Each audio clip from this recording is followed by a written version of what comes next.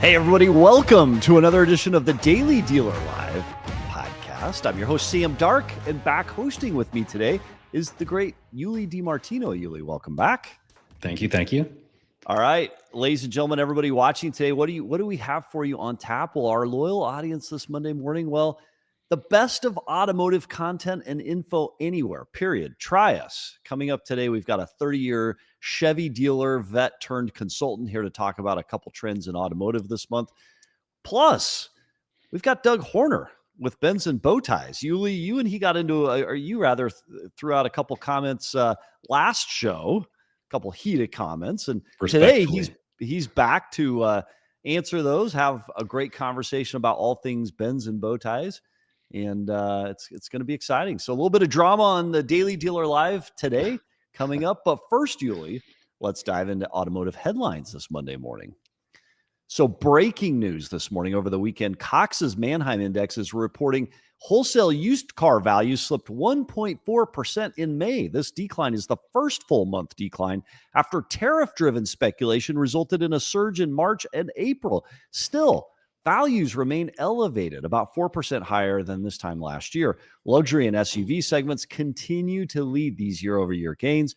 Retail sales cooled slightly. That's down 3% from April, but even they're still up 4% year-over-year. So while the spring buying frenzy may have eased a little bit, demand has not disappeared. So what does this data point mean for automotive sales this month and throughout the summer? Well, we've got a great lineup today. We'll ask our guests. Plus, we'll get your take on social media. Don't forget to post across all CDG platforms, and we'll include your comments in today's show.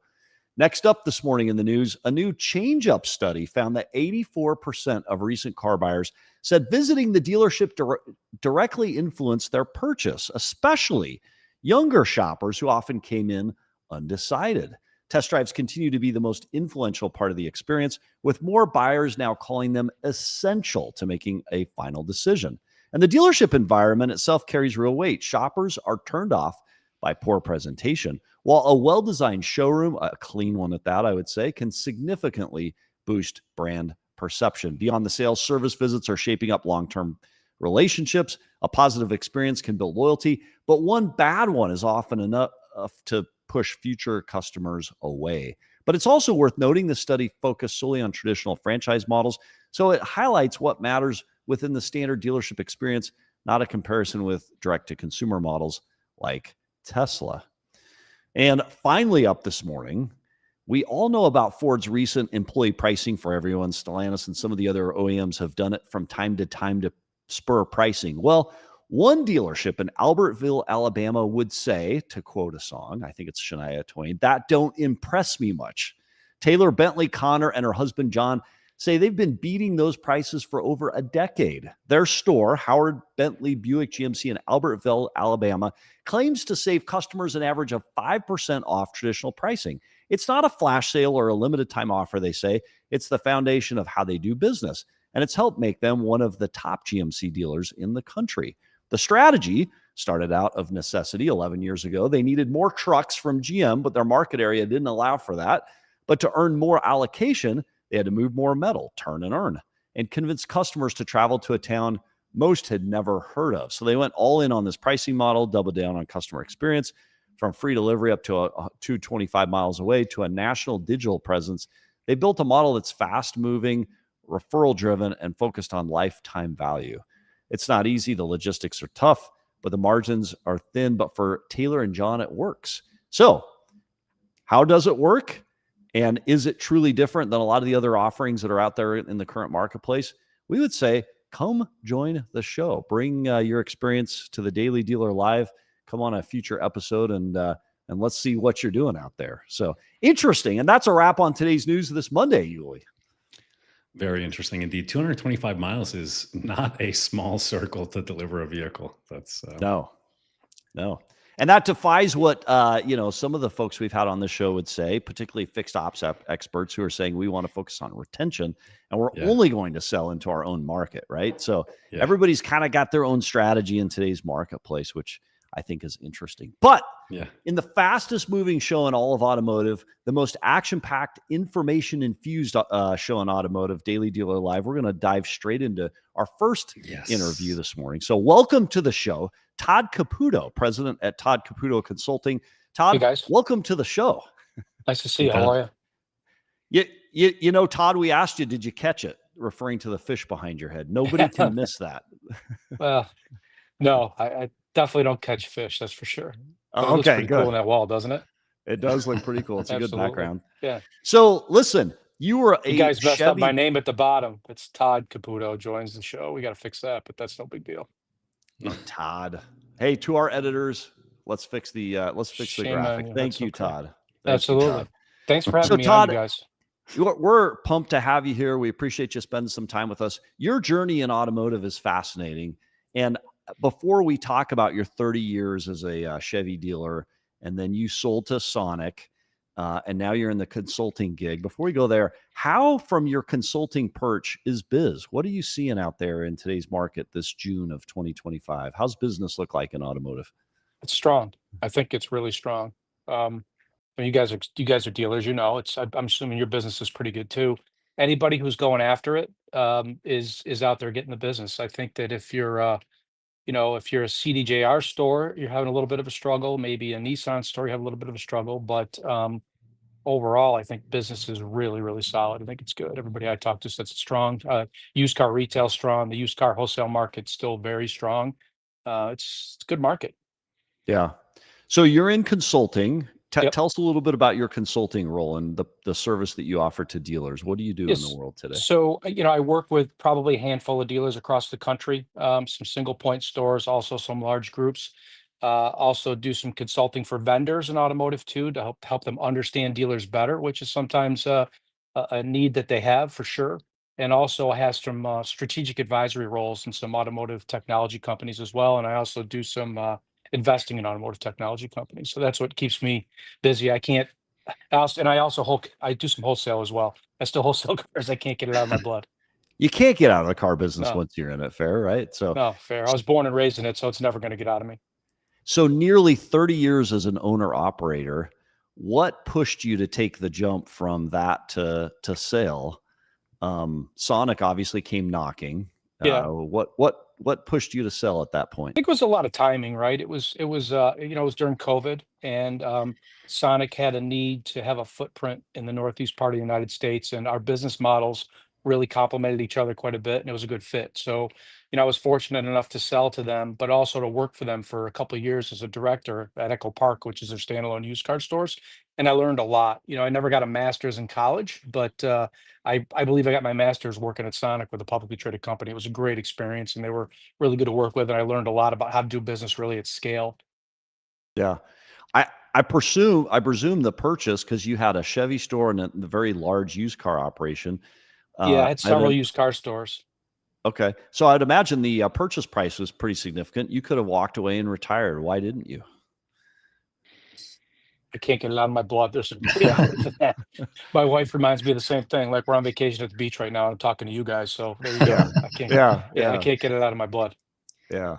So in your consulting gig that you do right now, it sounds like you have a used car focus. I Is do. there one area where you're just an expert and you provide a ton of values back to I would, dealers? anything to do with used car operations, but right now the big conversation I'm having with a lot of dealers is acquisition, right? How do we acquire more used cars at our dealership? We know that living at the auctions is not a viable model. How Yeah. do I get more cars from, the people that I sold cars to in the past, people in my service lane, and, the general public? How do I compete with CarMax? How do we, compete with Carvana? Or some of the other dealers in your area that are really good with acquisition. That to me is number one. Number two, I would tell you, would be customer retention. Dealers are very focused on being able to retain their customer base because loyalty continues to diminish. It diminished quite a bit during COVID. And I think you're going to still see loyalty probably continue to diminish over time, especially with affordability going so high. And probably last but not least is training. Like, training is really, really important too, and using AI to train and coach your people. I would probably say those are probably the three top things that I get involved with when I work with dealers. And also from a strategic advisory role well with some of the tech companies I work with.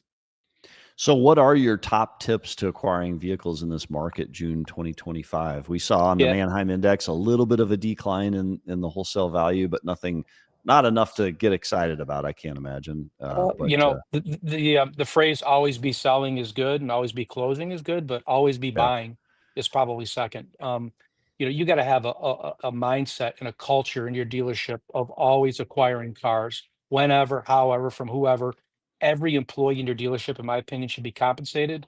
If they bring in somebody off the street to buy a car, whether it's your title clerk or your runner or your porter or your parts counterman, your salespeople, everybody should get compensated to buy a car from somebody off the street. So if somebody's hmm, driving home from work and they see a car for sale on the side of the road, they'll stop because they know they're going to get paid, right? Pay plans drive behavior in a lot of cases. I think that that's probably the number one thing. Service lane is something that a lot of dealers try, but something you have to be persistent, right? It's a low close, but it's a good ROI close. Really owning your market when it comes to acquisition. If you're going to be buying cars from the public needs to know it. And I think that is obviously digital marketing, but there's some traditional marketing in on it as well. And I would probably say that to me is the most important thing. And also one more, mining your database, right? I think it's important to really mine your database, especially dealers that have been in business for a long period of time. There's plenty of software out there to mine your database to find people that you can get to either trade up or just want to sell their car. So thinking about that receptionist, let's say, and buying that vehicle off the street, receptionist is driving down the road, sees a car on the side of the road marked for sale.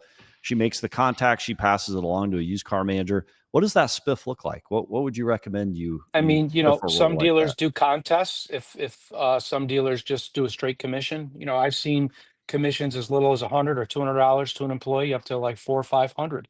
Yeah, If they bring in a car off the street in some way, shape, or form, and I think it's worth every penny, because if you look at the fees that you're going to pay at a traditional auction versus what you're going to pay an employee, if it was me, I'd rather have it on my payroll and pay an employee to do it. Than give it to some of the auction houses out there. Nothing against them, but I'd rather see yeah. the receptionist get $200-300. It's going to mean a lot to that person. Yeah. So it's interesting. There's a lot of technological tools that help with trade-in. So there's bolt-ins you can put on your website. There's things like ICO and others. Uh, what's your take on some of those technology solutions as a way of acquiring new vehicles versus the kind of the manual going out and getting it? Yuli, we've heard a lot on the show over the past couple of weeks. Used car Yeah. acquisition has been one of the hottest topics, I think, on this show. And everybody's kind of got a little bit of a different take. But it is interesting to me how many have said, hey, I'm going to actually push people to go out and connect individually and not put as much emphasis on tech tools. Do you lean one way or another? So I think, first of all, you on your website, it needs to be front and center if you're going to drive somebody there.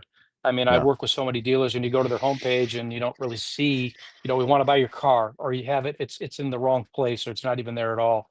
I think that's number one. Number two, I think it's important that you offer all the money right up front. Like, you have to give a really strong offer on every single car possible, unless it's something that you truly don't want. And in my Yeah. opinion, you should be able to put a number on any car. It doesn't matter what it is. It could be a Mm, $500 car or a $5 million car. You should be able to put a number on that car and find a home for it, whether it's retail on your lot or in the wholesale marketplace, or somewhere. You have to be able to do that. But follow up is probably the most important thing when it comes to vehicle acquisition, because again, it's a very low close, 5, 8, 10% if you're doing a really, really good job. I challenge dealers out there to actually mystery shop their process from, how they acquire cars, or how they even, give a trade offer. See what kind of response time they have, see what the content is of the response that you get, and then see how long the follow-up is. In a lot of cases, it needs to be longer term follow-up. That's really, really important. And a lot of dealers don't do that, unfortunately. Some do, and those are the ones that are the most successful. But it's very process driven. And as you know, some dealers are really, really good at process, and others are not. And the ones that are not successful with process and don't really just stick with it, sometimes they'll give up. And I think that's really, really important. It's acquiring cars. It takes a long time to do, and you got to be really, really good at it, but you got to be persistent for a long time. It's interesting because in automotive, to your point, we'll do really well on processes. And sometimes the processes yield so much success that you just get away from it because you get so busy. You have so much success, and then it takes a while to get back to it. truly, this is a moment in history where there's not enough high quality used cars. So everybody needs a good process. But to your point, what worked now worked 10 years ago too, right? When you ran your used car operation and that Sonic built, I'm sure part of that was built on this, was it not? It was, we were always focused on consumer acquisition. Primarily, I'll tell you one thing we did really good. We mined our database. There was software out there for it, and we really mined our database a lot. Really didn't work the service drive as much as we probably should have. There probably was more opportunities, but mining the database was big, and we did that really, really, really well. We marketed and advertised. I was in the Syracuse, New York market. Everybody knew who I was. Everybody knew Yeah. that we bought cars. Everybody knew that we sold a lot of used cars, and we gave really good deals on Chevrolets, and we'd been in business for a long time. But that took millions and millions of dollars in branding and marketing and advertising, and it takes a long time to do that. It took decades to build up that business. It just doesn't come overnight, and I think that's really important for dealers to keep in mind, especially some of the newer dealers out there, or some of the dealers that just want to try the latest and the greatest. You got to be ready to stick with it. You got to be able to invest some money. Find the right software. There's plenty of them out there. But and have process and be ready to spend some money and just stick with it. That's probably the most important thing. And have buildable and scalable and repeatable processes that people understand and can use at your store. So when you think about your transition from dealer to now consultant, and you were the dealer, you were the person that vendors were coming to. Now you say you consult some of these vendors. I Yeah. had a reverse role. I went from vendor to dealer, Oh, and I I'm did now not in know this that. role. Okay. Yep, having had a background where I did B2B with a Swiss-based insurance company, worked with dealers all across the country. What's one thing that surprises you going from dealer to a consulting role that if most dealers knew and understood, they'd be more successful? Is there anything that you saw in that transition where you're like, I wish people would just see this the way I see it, Todd? You mean dealers or vendors? Both. Actually, I was curious dealer because that's who we're primarily speaking here too. But let's play it both ways, vendor too. So let's start with vendors first. I think that, vendors really focus on getting a dealer closed, especially like the NADA show or some other place, and then turning on the product, and then it's kind of it. Yeah, Um, they need to understand what an effect that putting any kind of piece of software has in a dealership. As you guys know, since you're dealers, you know this, right? It just doesn't yeah, affect one person when you put a new piece of software in a dealership. It's a domino effect, right? The yeah, dealership all works tangentially together, all the different departments. So just because it's a piece of software for the sales department or the service department, it's got an effect on everybody. And I think people really need to understand that. Vendors need to know that. If I had my way, which I still consider doing, is I almost think that vendors almost need to have their own like NADA academy where they yes, send their employees to actually learn about, again, maybe not as deep as NADA, but give their people a real general understanding of what happens in a car dealership at all departments and how one thing has an effect on other departments in the dealership. I think that's super, super important. And from a dealer perspective too, what I found is a lot of vendors, honestly, are just really a lot like dealers. They're scrappy, they're hardworking people, they're just trying to earn a living just like car dealers are. And a lot of times there's that like adversarial relationship, and there doesn't necessarily need to be. But there's got to be communication. It's important.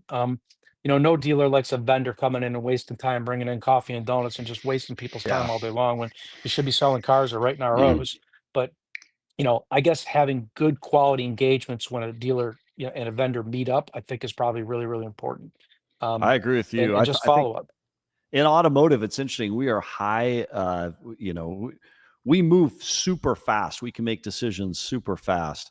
And nothing can be more frustrating than running up alongside a vendor that is much slower and just can't kind of get out of our way. And if they understood all aspects of the business, I think it's right. Either hire from inside automotive or create some sort of a training academy would be a great idea. So let's turn a little bit to the market and what we're seeing in the marketplace. So a lot of the reports that we're seeing are suggesting kind of flattening sales coming into June this month. What advice would you give to dealers looking to increase their momentum as we go throughout June We had such a great March, such a great April on the tariff kind of concerns. Now some of those have been moderated, and it feels like the marketplace is kind of leveling for that.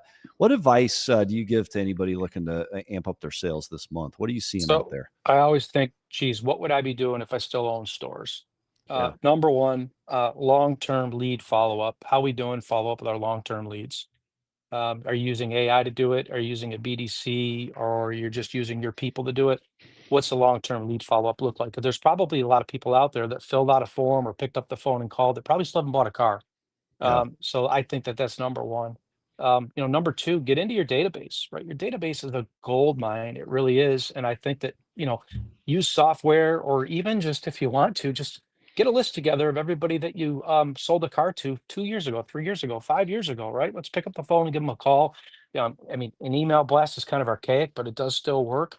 There's a lot of ways to reach out to these people. Have an event at your store. It's summertime. It's a good idea to have a barbecue at your store, bring in a radio station, do some kind of event. There's a lot of things going on during the summer because there is a lot of people that, there was some pull ahead demand, but I still think there's plenty of business out there. I really, Yeah. really do. There's business Yeah. to be had.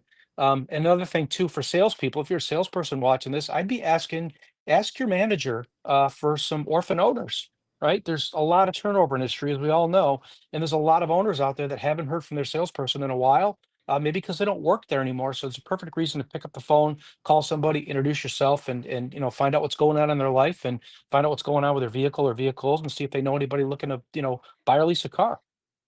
Isn't it crazy? So, Yuli, all these tips and suggestions, they're all stuff that we've known for 10 years, for 20 years, for 30 years. Like, Todd, the Yeah. automotive industry has changed so much, and yet not much at all. I don't want to go too deep into AI. I'd love to ask you who your favorite OEM is, who you feel like is just winning in today's marketplace. But before we do that, you glanced to AI. Yeah. You said, hey, some AI follow-up, AI data mining. Is there any tool that to you kind of stands above and beyond without going too deep into AI? So again, not to pitch, right? Because I don't want Yeah. to be a guy No. that pitches. I never, that's Yeah. not me. But like, Yeah. I have a strategic advisory role in a company called Auto Acquire AI, and they've really got the acquisition process dialed in for inventory acquisition of cars. I think that's important. There's another company that I have advisory role in called AI. A guy named Marty who created it, and that really is helping train F&I managers to get better at F&I, and also helps a lot with compliance. Again, super, super important. AI is moving lightning quick. I was at a conference a few weeks ago in Baltimore, and I looked at a couple different AI software there. One called Toma.ai, I thought was really good, and looked at another one called Pam. There's a lot more coming, but I think you gotta kinda just make sure that it's a fit for your store. No one Yeah. wants a glorified auto attendant, right, at the end of the day. Yeah. Like, people actually want something that works. I think that that's important, but there's so much of it coming, and, I've got a friend of mine who was a dealer, sold, and now he's thinking about getting back into the business, so he's literally starting from scratch, and him and I talk all the time, either, over the phone or by text, and, if I had to start all over again, I would really have an AI hat on for every single position in the dealership and every single piece of software that I was gonna buy, from the DMS all the way up, right? Like, what can it do? Interesting. What can AI do? That's how I would start. I would not look at some of the traditional, typical pieces of software that were built 10, 15, 20 years ago, where there's just layer upon layer and acquisition upon acquisition of software that doesn't all work together. I'd be looking at fresh new stuff if it was me. I love that idea. That's fascinating that we could bring that in and kind of have a reset. So in our auto group tomorrow, we have a up and coming F&I manager training session. We have 12 people that go through a course for the course of a year to learn to become finance managers. And one of the tools that our F&I partner, Brown & Brown, has brought to the table is an AI training tool.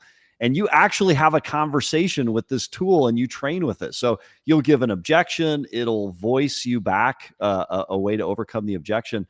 And I'm not a huge fan of it because it's still odd talking to a computer, but it's pretty doggone good how it's gotten. The latency is pretty low, like the gap between talking and speaking. And it does a pretty darn good job at flipping up an objection, and then it scores you on the result, which is fascinating. Technology is kind of fun. All right. OEM, who's your favorite OEM in this marketplace, this summer selling marketplace? and I've why? always been a fan of General Motors only because of the fact that I was a General Motors dealer for so long. Yeah, Chevrolet's got a lot of momentum right now. they do. Um, you know, uh, I like Kia. I think Kia is really strong. The product is really, really, really good. Um, you know, I think that a lot of people are also kind of like poo-pooing EVs, but I don't think that EVs are going to go anywhere. I think Yeah, especially used EVs, and what I'm finding too is when I sold my stores, I moved to Charlotte. I live in Mooresville, which is just outside of Charlotte, and I look at cars in my neighborhood obviously because it's just what I do, and there's more and more EVs in people's driveways. And I talk to people, and I got to tell you, they love them, right? They yeah. love them. Now, I don't think the government should be forcing people to buy them. I don't think that they should be incentivizing people to buy them with our tax money. I don't think that's right. But EVs are definitely here to stay, and I think that I wouldn't count them out. And there's some guys out there too that are doing a really good job with used EVs. Some dealers, they want nothing to do with a used EV, and I think that's crazy. I'd be looking to sell used EVs. They're affordable, they're good product, and they don't cost a lot of money to recondition either. So, question for you, Yeah. Todd. Jay Clark online says, "What are your thoughts on the market, EV market, and the talk about the credit ending on used at the end of 2025?" Well, I think the manufacturers have to figure out a way to make the costs go down.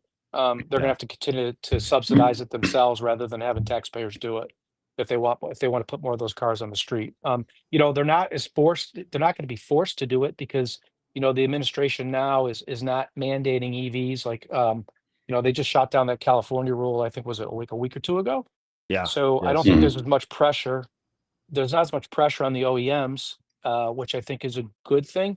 I think just the market needs to take its course. If somebody wants to buy an EV, let them. I mean, I yeah. own an EV. I love it. It's a great car. Got a charger in my garage. It's fantastic, but they're not for everybody. People shouldn't be forced to do it, but they got to be affordable. And that's why I think there's something there with used EVs. I mean, CarMax just announced last week, right? They're finally formally going to really go after it, and they're going to do a great job. Why wouldn't any other franchise dealer want to do the same thing? Some dealers I know they just wholesale. They get a used EV and they just want to wholesale, and I think that's crazy. Yeah, I think that's a lack of understanding of the market, and Yeah. then the So fact there was such a disconnect between demand and supply. I have a question, Todd, though. How many vehicles do you have in your driveway? Is your EV your third? Is it your first daily so driver? I Is it a I collect cars, so I have okay, we all quite a do. Loaded few question. cars in a collection. Yeah, But yeah, I mean, there's two or three that I drive on a regular basis, and that's one of them. I got a Cybertruck. I love it. It's a great yeah, truck. yeah, Yeah, it's a yeah, great truck. Use it to go to the dump to dump my trash in Mooresville. Like it's a great truck. yeah. Well, Todd Caputo, president of Todd Caputo Consulting, we appreciate having you on the show today, sharing your perspectives, even from your vacation spot. Where are you That's- today, if you want to tell the world? Is there I'm any in. secrets being told? I'm just outside of Charleston in a little town called Isle of Palms. Oh, that's Oh, awesome. Well, awesome. hopefully, Yeah, hopefully you're having a great vacation. Tell your wife apologies for pulling you away, but she hopefully you got a great understands. day She's a planned. she's a So car dealer wife. She gets it. it, it's car biz, right? It's car That's right. biz. So, Exactly. Thanks, you uh, guys. Todd, thanks for being on today. Thanks. Take care. Thanks, Todd. I know sometimes we go deep into some of the AI stuff, but a fascinating idea that you could have a section for each one, an AI bot for each role just to help better train and understand and reduce some of the complexity of each of the roles. EOC says, the car dealership guy says, that's the goal of the CDG podcast, cutting through the noise and demystifying the dealership. So that must have been in response to another comment that Yeah. came up there. Reminder to everybody, go ahead and post across all social media. But interesting that idea of having a bot for every role and then interacting with it, right? I think that's ultimately the goal, right? But the thing we haven't figured out yet is how to get those bots to interact with each other, right? We have all of this Yeah. technology, but nothing is really cohesive yet. But I think we're Yeah. very, very close. I hope. Yeah. All right. Next up this morning, our industry pulse. We go to the NASCAR race car track from Sunday at MIS, Chicago, or the Michigan International Speedway. Chrysler came out, Stellantis came out and confirmed this weekend at the NASCAR race that the Ram will re-enter the NASCAR Craftsman Truck Series in 2026, marking a bold re-entry into NASCAR competition after a 13-year hiatus. The debut coincides with the unveiling of the new Ram 1500 concept truck designed to align the race platform visually and the production lineup. Ram aims to be the first new manufacturer at the national NASCAR level since 2007. making this move a statement of ambition. So here's my question. You can see that there. We were at the track because the Ziegler Auto Group, we had the 77 Carson Husvar driven car there. Great run, fun day at the track. But this isn't a NASCAR story, I don't think. I think the question here is, does Chrysler coming back into NASCAR on the heels of other things? For example, they put Jeep in the Mission Impossible movie. Like, are these sound, smart moves for Stellantis to pay big money to market and put its product out in the public's view? Or are there better levers they could pull, like incentives? Yeah, that's the age-old question, right? I'm with you. I don't know which side makes the most sense. I guess if I'm a dealer, I'd rather have the dollars under my rooftop that I can kind of lever there. But on the grand scheme of things, if you bring more eyes to the product, it helps everyone. Yeah, interesting. All right.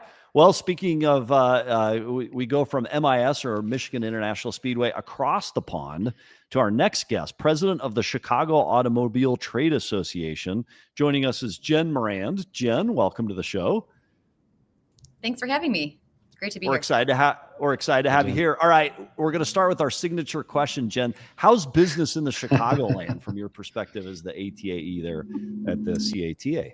Yeah. So, what the pulse of our members is always, how we get the feedback of, what's happening in the market. And obviously, it's no surprise that the past couple months seem to be strong in terms of sales, but, not sure if that, has a tariff impact or not. So if you read the news, though, it's interesting. It looks like, the summer months could be a little bit more quiet. So I guess, the hope is that, sales will continue momentum, but we'll see what the next few months bring.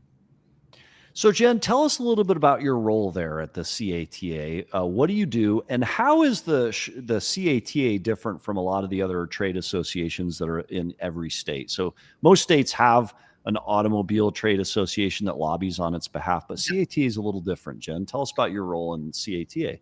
Yeah, so just kind of the landscape. So the Chicago Auto Trade Association represents 400 new car dealers in the Chicagoland area. So again, like you said, we provide lobbying assistance to new car dealers, but we also do a lot more.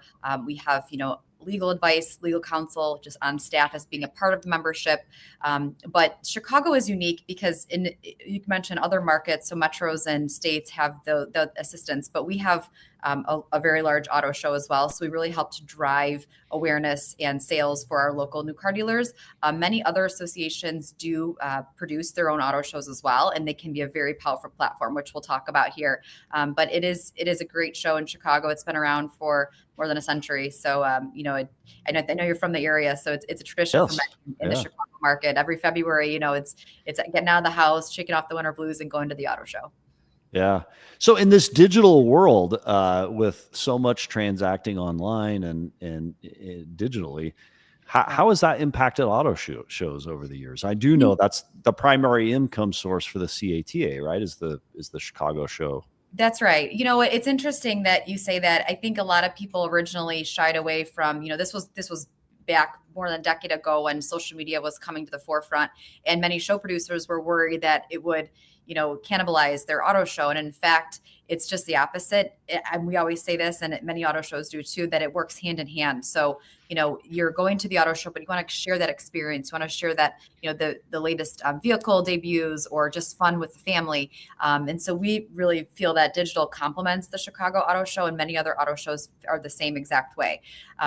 We encourage people to share their pictures with hashtags, and we track everything. I think what, the narrative with some of the manufacturers and the CMOs is that, they're moving their budgets to digital, and that's how they're, unveiling their vehicles. It's on YouTube, and it's, through X and other platforms.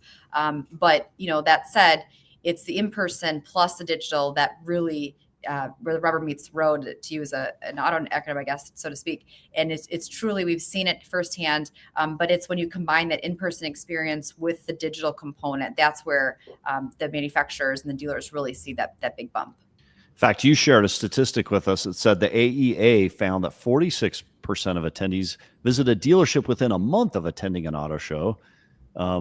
What should a smart dealer be doing when you think about that 30-day window after a show to capture the intent? Yep. And convert it into sales? I know we're not in the auto show season per se, particularly here in the Chicagoland, but how do you capitalize on it? Yeah. So just to even take a step back, so the AEA stands for the Automotive Experience Alliance, and that is an association that is outside of what we were talking about with the Chicago Auto Trade Association. That is a separate entity that we founded just over a year ago. So it's still pretty new in its infancy stages, but what it does is it collides 27 auto shows in North America. So 27 auto shows across the country are part of the AEA. And really the foundation is that we're dedicated to transparency. So we have one third-party auditor. And so manufacturers know that the number that they're getting from us is a valid number and a vetted number. And then secondly, benchmark data. So going back to, digital and attendance and all of that, they want to be able to benchmark auto shows to auto shows. So that's where, the two fundamentals the shows are founded on. But to your question about what can dealers do? So obviously the leads that are coming through the auto show, if they can act on them within that 15 to 30 day window right away as consumers are coming into market, we know that nearly 80% of people who are coming to those 27 shows reported that the auto show influenced their purchase decision in some way. So if dealers know that and they can get in and try to capitalize on those leads, they're, different manufacturers call either hand raisers or leads or but the people who are coming to the show are very low in the funnel. So it's a great opportunity to kind of get them in, invite them in for a test drive into the showroom. And we know that once people sit in the vehicles and experience them, they're that much prone to buy. So shifting a little bit from auto shows and the revenue that generates for the CATA, what are some of the other big political action items or some of the big challenges that the CATA focuses on helping dealers with in the Chicagoland? Well, this kind of dovetails nicely into the topic of what many auto shows are starting to do across the country. But I know it was mentioned in the previous segment, the EV talk. So, originally when EVs, a little bit controversial, dealers, not that they didn't want to sell them, it just they weren't selling and they're still not maybe as high volume as some ICE vehicles are. So what the CATA did, and many associations are kind of taking this on as well, is to put together an EV drive. So we actually launched 3 years ago something called Chicago Drives Electric. So kind of a little sister, a little brother, so to speak, to the Chicago Auto Show. But it's all about the test drive. So it's, the good old butts and seats analogy. People are actually physically driving the vehicles. It's about a 7-mile loop right around Oak Brook Terrace, which is where we're based.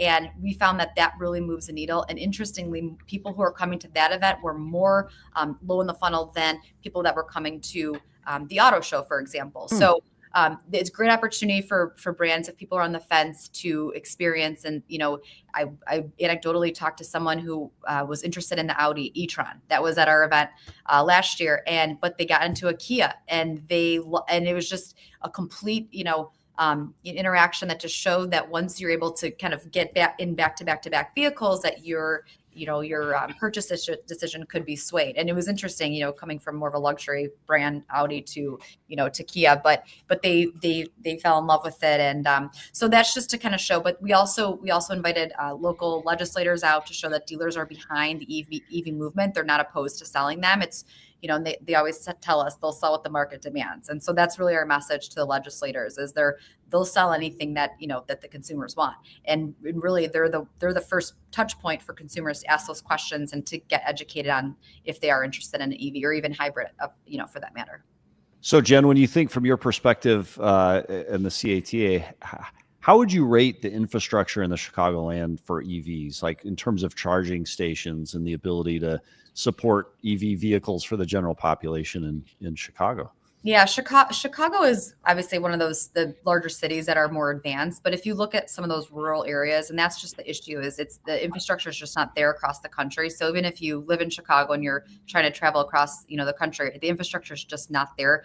I know there's a lot of advancements going into that space, and I've heard many different groups trying to expedite the process, but I just think across the country it's just not there. I think I heard a stat about a year ago. The first public charging unit just went live in South Dakota. It was like a couple years ago, so again, showing like behind.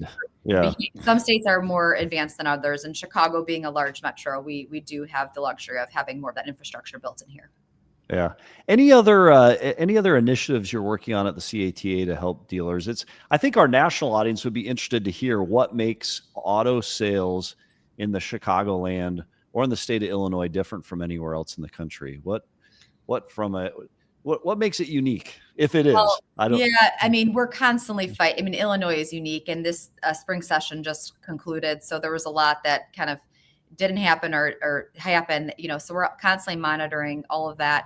Just being in this state, there's just a lot going on politically, as so just kind of monitoring that, being ahead of the conversation, just making sure we have those connections with our leaders and our local legislators here, and just making them aware of all that the car dealers do contribute to our local economy, and in terms of sales volume and tax revenue, also employing tons of people in the area. So just making sure that we're at the forefront of those conversations and establishing those relationships, so ahead of something potentially coming down the pipeline, they at least think to ask us our opinion and get our feedback before they they pass the bill or don't pass the bill.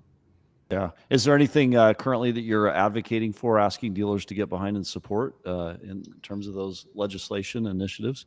Yeah. So, I mean, I think, there was some modifications to the franchise bill that didn't get passed in this last session. So, again, just tightening up, the language in the Illinois franchise bill. There's a lot of introduction with legacy manufacturers like Volkswagen introducing brands like Scout, Honda's Afeela, that type of thing. So we were trying to get some modifications done this past session that unfortunately, for a few different reasons, didn't get passed. But something that we continue to work on. Again, we're out of the forefront. We work with Illinois Auto Dealers Association, our counterparts downstate as well. They're based in Springfield. So just making sure that we're ahead of those types of conversations, just to make sure that the dealers have that fair advantage here in Illinois. Is, again, they bring in a lot of tax revenue for the state, and they also employ a lot of people. So the Scout thing is relevant to all dealers listening. How do you get that to pass? How do you get that preserved on behalf of? Well, like I said, unfortunately, it didn't. It was a carve out for manufacturers after 2022. So obviously Tesla's already here in the state, Rivian, Lucid. So it was kind of a carve out for the future brands. So if you're Ford, you can't come in and create a different company and try to sell direct and go around it. Just to what Volkswagen's doing. Now, if you talk to Volkswagen, they're saying that they're separate from, the completely separate entities and from Scout. So I think there's some questions there. I think many people have questions about that, but so yeah, it's a constant battle. Other states are facing the same thing, and my counterparts in other cities and states are constantly fighting this as well. But the good news is we also have a strong partner in the National Auto Dealers Association. So on a federal level, that they help with, kind of position the dealers, in a positive light. And we do rely on them a lot, especially with this heavy lifting lobbying when you're trying to, deal with these large manufacturers. Yeah. Well, Jen Morand, president of the CATA, the Chicago Auto Trade Association, appreciate you coming on, talking all things auto show, legislation, all the different things that you're involved in. Would love to have you back at some point to update us on, in particular, next session on the Scout stuff. It's super interesting what's going on. And I think there are some state associations like in California and elsewhere that are kind of leading the way on it. Yep. And you're, you guys are also part of that as well. So Jen Morand, thanks for being on the show. Thanks, Jen. Yeah, that's interesting. Always the loopholes, huh? Yeah. It's an interesting job. All right, so let's do this, Yuli. Let's talk a little bit about content creation.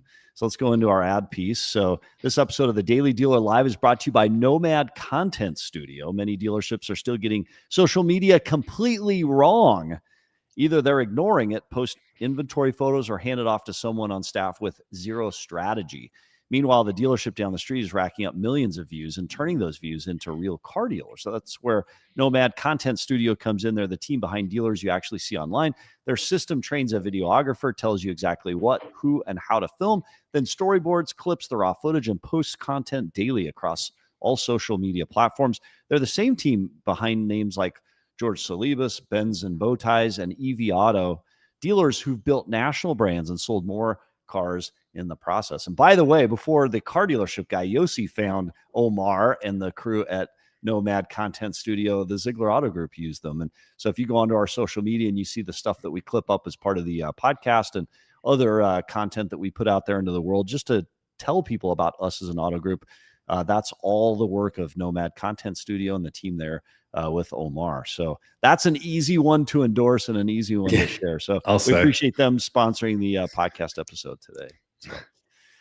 All right, Yuli, we've teased this much since the very beginning of the show. This is a great segue too. But before we pop into this, I'm excited because our next guest has got an incredible presence on social media. He's made a great name for himself as a GSM in automotive, and he's really made a name for making transparent things that really to your typical consumer and to the public just isn't transparent. Well, last week you made a comment, and we're going to follow up on that comment plus more. Today, we'd love to welcome to the show Doug Horner, General Sales Manager, Mercedes-Benz of North Olmsted, also known as Benzs Bowties. Doug, welcome to the show. Thanks for having me, guys. Happy to be here. Doug, welcome. I appreciate you coming on. So, we got to ask the first thing before we get into last week's. How's biz? Business has been very good. May was hugely busy for us, and June's off to a good start. So we're living in an interesting world now where it's hard for me to necessarily know if we're in line with where everybody else in the market is, or if we're doing better as a result of social media presence. I mean, a lot of the times, we've always been a high volume store, but it's hard to deny the increased traffic to the store that the social media has created. So there's just not a lot of years. We don't have years to measure it against. That's the problem. Well, you will. More time, more data. So to address last week's, and again, I appreciate you coming on. I softened it tremendously by saying you seem like a great guy. You make great content. It was your specific example with Toyota, and I think maybe now we have a few more minutes where we can put a little more color on it. I agree with you, by the way, and I told you this when we spoke, that it's not always the best deal when you look at it from an affordability standpoint. To me, it was just. I've never seen a new Toyota, especially like a 4Runner, that would be in line with or a better deal than a used car. But when we look at other brands, I mean, myself personally, I did this with my brother last year at a Nissan store. Where else can you drive a $55,000 car for less than $300 a month? I mean, you lease a new EV, right? So, 100%. Yeah, it's such an interesting topic because. The Toyota example is an easy one for people to wrap their head around because that brand is just on fire right now. They're doing so well. But there are just so many examples. I've become very fascinated with the decision-making process that goes on in the mind of a car buyer. And I've learned over the years that people, whether it was the way they were brought up or just kind of what they've read or the people they've been around, is they generally, you've got people that are like, I only buy new, I only buy used, or I only pay cash or finance, I only lease. And people generally are not willing to kind of go back and forth on that issue. You've got some that will, but oftentimes I will see people who buy used cars and with Toyota specifically, I'm sitting there like, I don't think they realize how much they're paying for this car based on what I'm appraising comparable, or 3, 4, 5-year-old Toyota trades at. And the only reason I know that they can't know is because if you did take the time to shop for a new one, you'd quickly realize, oh, wow, this doesn't make sense. But the only explanation can be if you're not considering both options and you're only locked in on one, then you can't know there's a better alternative out there. Right. And we know that part of your claim to fame is your transparency on social media. And I think that's why you've been so successful. And you've grown a lot of people in your team, from what I've seen, to be successful on social media. But before we get into that, we're seeing Bank of America Car Wars reports suggest a pivot back to ICE and hybrid. Now, Mercedes a few years back overextended themselves, I'll say, with the EQS. We just heard about the G-Wagon EV not selling, which is crazy to me. How are you guys dealing with this?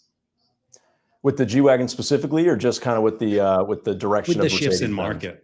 It's been very challenging. I've told everybody that asks over the last several years, I've gotten out of the prediction game trying to figure out where not only the whole industry is going, but where Mercedes is going. Because just a few short years ago, they were, they had that 2030 plan, like so many manufacturers did, which was by 2030, we're going to be 100% electric.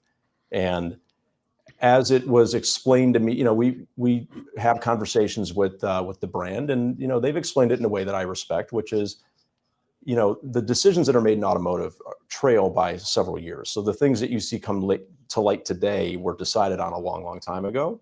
And as they put it, we chose a direction that made sense at the time. And then as you get closer to that and things start to unfold, you realize, okay, you know what, this is not going the way that we thought it was. And now you've got to do kind of a 180 of sorts. So They pulled back on production, which I think is good because now we've got a reasonable number of EVs.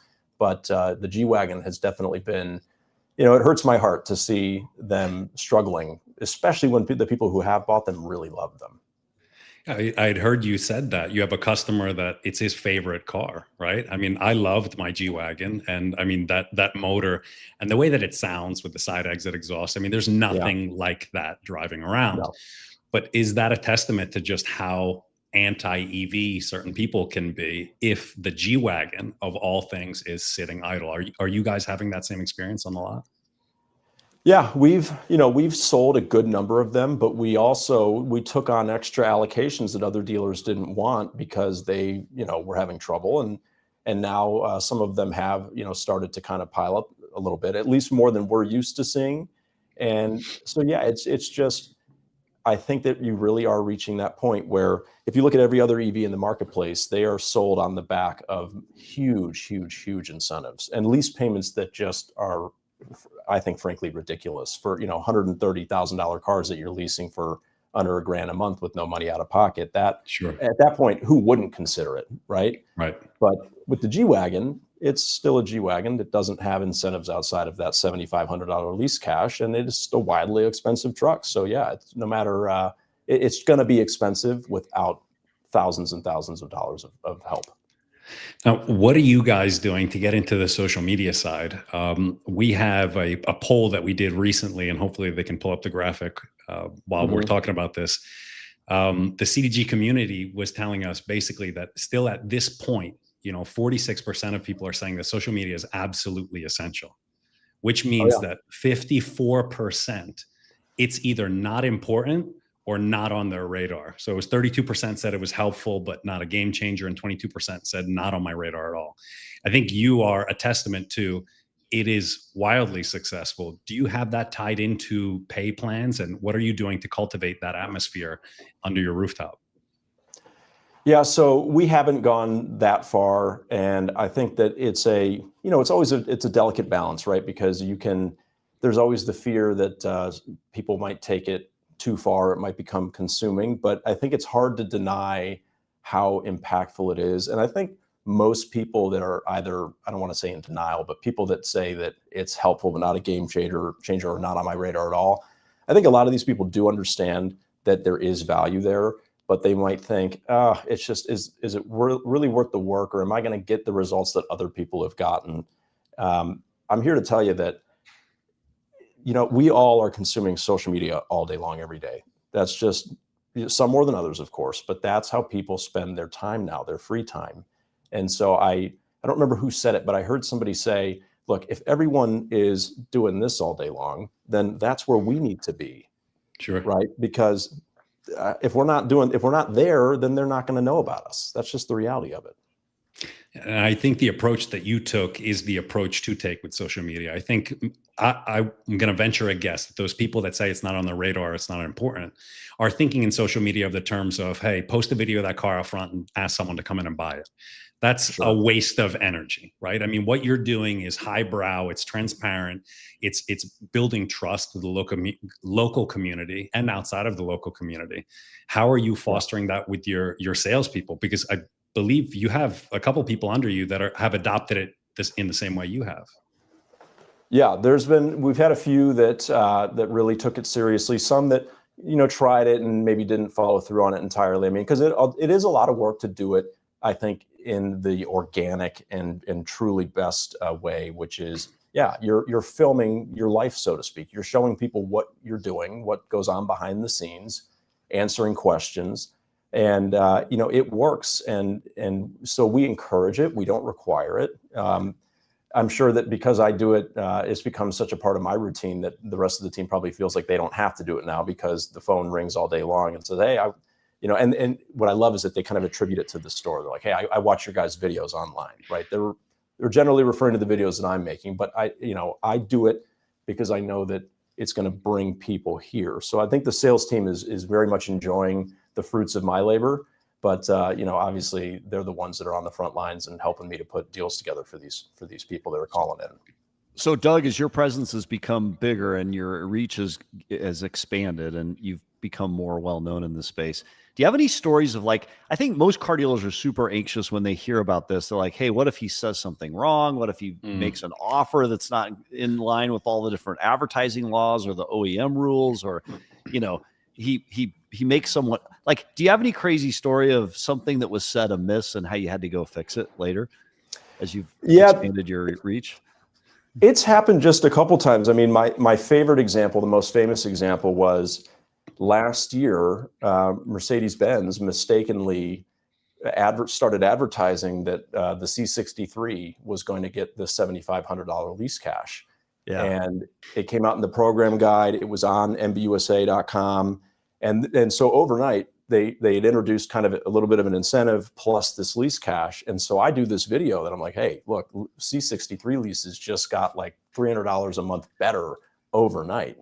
And this was based on what was online, right? Yeah. And as it turns out, the story as it was relayed to me was somebody at Mercedes-Benz Financial called MUSA and was like, hey, there's been like a 5,000% increase on applications on C63s in the last 24 hours. Like, what's going on?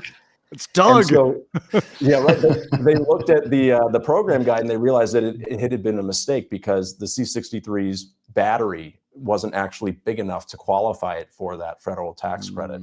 So they were unable to offer that incentive on that car. So they very quickly got it. I think it was like within 2 days, it was taken down. The program guide was updated, but they're literally calling me and we're like, hey, so this was a mistake, right? Like this is Mercedes is calling to say, we got to do something here because we didn't mean to do that. And it's like, all right, well, it's on your website. So let's find a way to kind of damage control this a little bit. Did they stand behind it at the end, or was it just, hey, it was a mistake, everybody walk away? Yeah. So within anybody that had submitted an application for approval within that like 3 or 4 day window of time where it was live, they honored it.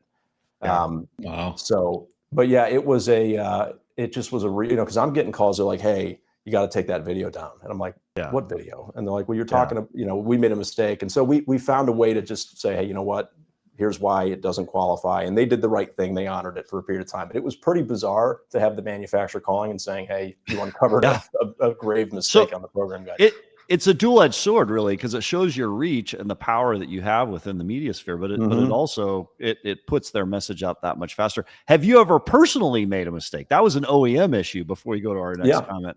That you've had to walk back? Because I think that as a salesperson or a manager, that would scare me, the idea that I'd put something out there that I might make a mistake on. And how do you walk that back?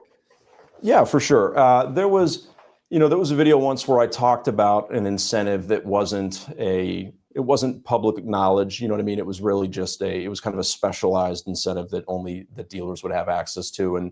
And so it very quickly was brought to my attention, and I got the videos taken down and apologized to a few people. I mean, I'm not going to pretend like there haven't been a couple of snags along the way, but I've learned at this point that obviously there's a few things that are kind of confidential to you as a dealer of a certain brand, or things that shouldn't be talked about. But I also think that I'd like to think anyway that I've got some situational awareness, and you need that if you're going to do this to know what can you talk about, what can't you talk about. I purposefully leave people's personal information out of my videos. I'll talk about the situations themselves, but I'm not naming them or talking about them specifically. Props to you and the dealer you work with to have the confidence to do what you're doing, to create this transparent environment where you're able to lean into this. I think it reflects well across all of automotive. It helps people from outside that don't know our industry to see the inside better. And everything anyone does that can better put a better face on our industry and make it more transparent for all the good that goes on is awesome. And you've done that. Who owns the dealer group that you work with, by the way, Doug? Because they've got to be understanding as well, right? Yeah, it's the Raffi Auto Group, and Terry Raffi is the president and CEO. So they're based out of Windsor, Canada, but they've got some stores in Michigan, a couple here in Ohio. But they're mostly a Canadian group. But yeah, they've been really wonderful about it because, in fairness to them and to my boss, I just kind of started doing it. I didn't really give anyone a heads up, and I didn't. That's the best way, by the way. Yeah, right. Exactly. Ask for forgiveness, not permission, right? But it just sort of took off out of nowhere. So I think when the phone started ringing and people started showing up to the dealership and doing a double take as they walked past my office, and then they're like, oh, Yeah. I didn't realize that you were here, right? And they come walking in. So you've never gotten a phone call from Canada where it's like, what the blank are you doing this, right? So that hasn't happened yet. No, they've been That's really awesome. supportive, and obviously we've just gone over, hey, let's make sure that we always keep everything in the best interest of the manufacturer and the dealership, and of course, like, we're all on the same team. Well, Doug Horner, an incredible conversation today. We'd love to have you back near in the future here. Doug Horner, General Sales Manager, Mercedes-Benz North Olmsted, also famous from Benzs Bowties. Appreciate you being on the show, sharing your perspective and your authentic and vulnerable stories. Thanks, Doug. Absolutely. Thanks, guys. Dude, Yuli, such a great show today. We've completely run out of time, and we're about going in over. I'm getting all these little messages from the director, like, stop. But I got to tell you, being able to hear that story, that is what everybody worries about being online, and the fact Being that you've got an exposed. OEM that'll support you, and you've got a dealer that understands the value. Like to announce an incentive that ends up being wrong and then have it just blow up like that shows the power that Doug has. And how cool to have Doug on the show to share what he shared with us today. So we're going to take the director's prompting and wrap with thank you for watching the Daily Deal Live today, where we break down the biggest moves in the auto industry as they happen. Don't forget, we're live here every Monday, Wednesday, Friday. We'll see you Wednesday. So if this is your world, folks, hit like, subscribe, turn on your notifications so you never, ever miss a beat. So excited to see you next episode this Wednesday, same time, same channel. Thanks, everybody. Thanks, guys.